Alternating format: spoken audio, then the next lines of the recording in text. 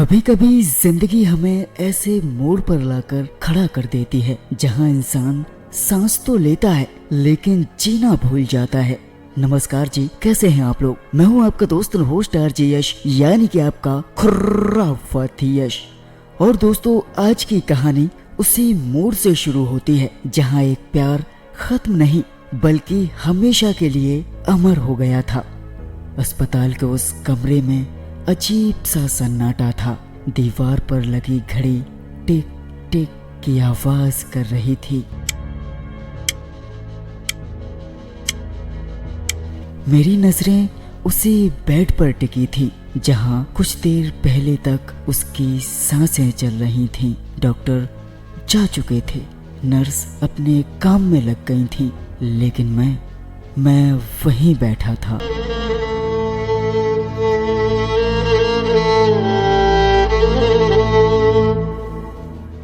पता नहीं क्यों ऐसा लग रहा था जैसे अगर मैं कुछ देर और इंतजार करूं तो वो अचानक मुस्कुराकर उठ जाएगी और कहेगी, अरे चिंता मत करो, देखो मैं बिल्कुल ठीक हूँ। लेकिन जिंदगी फिल्म नहीं होती दोस्तों। मैंने उसका हाथ अपने हाथों में लिया, वो हाथ जो कभी मेरी उंगलियां पकड़कर लंबी लंबी बातें किया करता था, आज बिल्कुल ठंडा पड़ चुका था।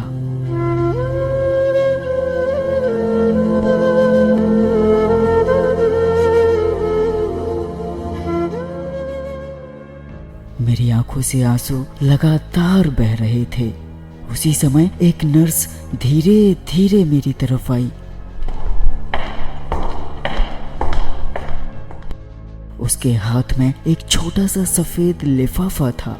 उसने धीमी आवाज में कहा, अरे सुनो, ये मरने से पहले उन्होंने सिर्फ एक बात कही थी, अगर वो लड़का आए तो उसे ये चिट्ठी जरूर दे देना।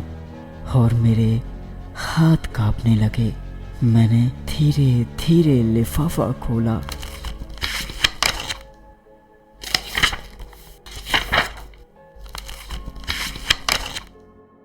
उसमें हल्की सी उसकी पसंदीदा खुशबू अब भी थी। ऐसा लग रहा था जैसे वो अभी भी मेरे आसपास ही हो।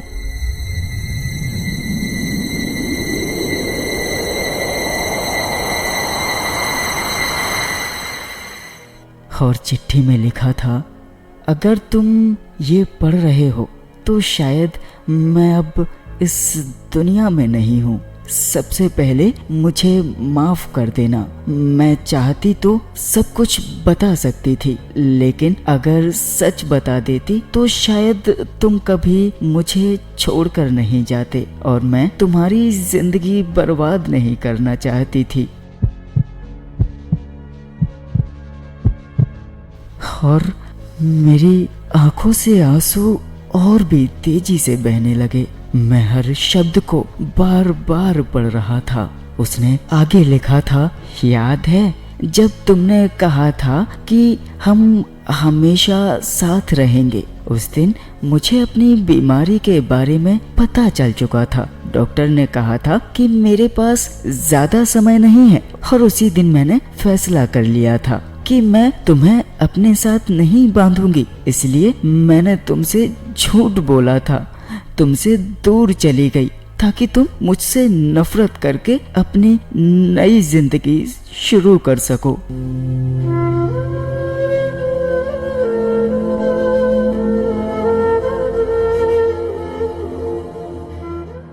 और मैं जोर से रो पड़ा। मुझे याद आया वो अचानक बदल गई थी। मेरा फोन उठाना बंद कर दिया था, मैसेज का जवाब देना भी बंद कर दिया था। और एक दिन सिर्फ इतना कहा था, देखो अब मुझसे कभी मिलने की कोशिश मत करना। मैंने उसे बेवफा समझ लिया था, लेकिन आज सच्चाई मेरे सामने थी। चिट्ठी अभी खत्म नहीं हुई थी। आखिर में एक पता लिखा था और नीचे सिर्फ एक लाइन, अगर मुझसे सच में प्यार था तो एक बार यहाँ जरूर आना, वहां तुम्हें मेरी आखिरी इच्छा मिलेगी। मैं पूरी रात नहीं सो पाया। सुबह होते ही मैं उस पते पर पहुंच गया। शहर से दूर एक छोटा सा अनाथ आश्रम था। गेट पर लिखा था मुस्कान बाल आश्रम। मैं अंदर गया, तभी लगभग 8 साल की एक बच्ची दौड़कर मेरे पास आई। वो मुस्कुराई और बोली, आप तो वही है ना भैया, जिनका इंतजार दीदी हर महीने करती थी। मैं हैरान रह गया। उसने मेरा हाथ पकड़कर अंदर ले गई। वहां लगभग 30-40 बच्चे खेल रहे थे।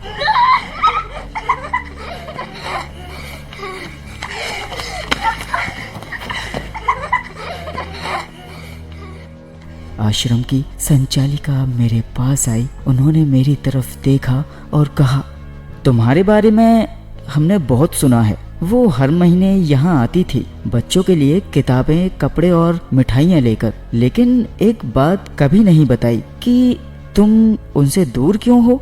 और फिर उन्होंने अलमारी से एक डायरी निकाली और कहने लगी, अरे सुनो, ये डायरी उन्होंने तुम्हारे लिए छोड़ी थी। इसमें उनकी पूरी कहानी है और वो सच भी है, जो शायद तुम आज तक नहीं जानते। और मैं कांपते हाथों से डायरी खोलने लगा।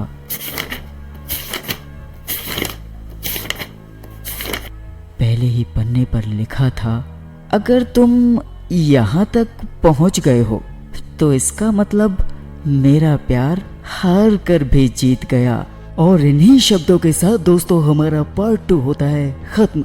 लेकिन डायरी के अंदर ऐसा क्या लिखा था जिसने मेरी पूरी जिंदगी बदल दी, और बस ये जानने के लिए मिलते हैं पार्ट 3 में। तो दोस्तों, आप लोगों को ये कहानी कैसी लगी हमें जरूर बताइएगा। हमारा कमेंट बॉक्स बिल्कुल खाली है। चलिए मिलता हूँ पार्ट 3 के साथ। जरूर बताइए ये कहानी कैसी लगी और पार्ट 3 मुझे लाना चाहिए या नहीं। बहरहाल यश तो यही कहेगा कि प्यार देते रहेगा वॉइस ऑफ यश को, और साथ में अपने दोस्त होस्ट आरजे यश यानी कि आपके खुर्राफाती यश को। बस यश तो यू गया और यू आया लेकर पार्ट 3। बस कमेंट में लिख दीजिए। और हाँ, अगर ये कहानी अच्छी लगी है तो प्लीज चैनल को सब्सक्राइब करना बिल्कुल मत भूलिए, क्योंकि पार्ट 3 का नोटिफिकेशन सबसे पहले आप तक पहुंचना चाहिए। खुदा खैर करे, स्वस्थ रहिए, मस्त रहिए, हंसते रहिए, मुस्कुराते रहिए और यूं ही यश को प्यार देते रहिए।